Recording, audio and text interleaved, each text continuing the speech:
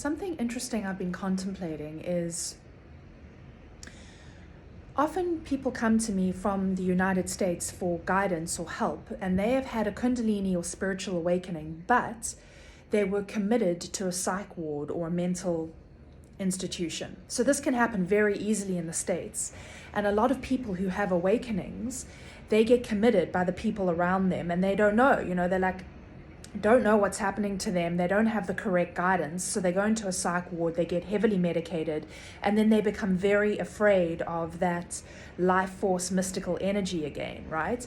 Yeah, and sure, it's not a typical experience, but in most ancient cultures, like in South Africa, you would go to the shaman, and they would understand how to facilitate and help a person.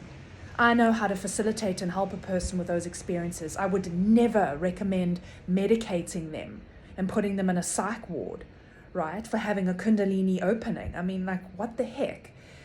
Anyway, so I've dealt and experienced conversations with a lot of people who've been put through that trauma, which I'm so sorry if anyone has been through that.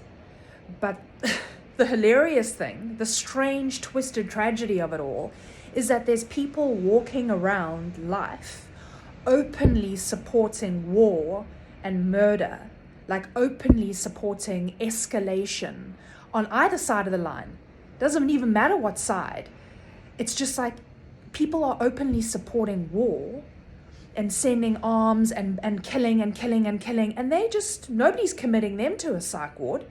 They're waking up every day, going to the breakfast table, spewing this absolute psychosis, and they don't get committed. Everyone around them seems to think, oh, this person is sane.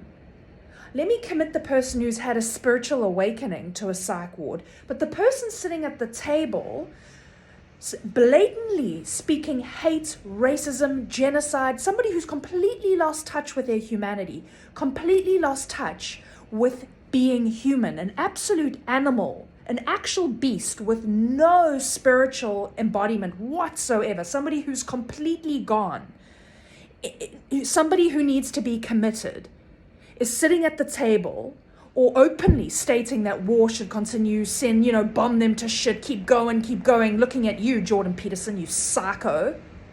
You psycho. You hold a position in society and you're going to go tell him to go get him. Are you nuts, bro? You need to be committed right now. Anybody that catches sight of somebody calling for war, it is your duty to call medical people to come and have them committed.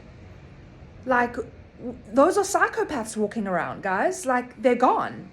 They need help. They're inside a deep trauma. They need to be committed.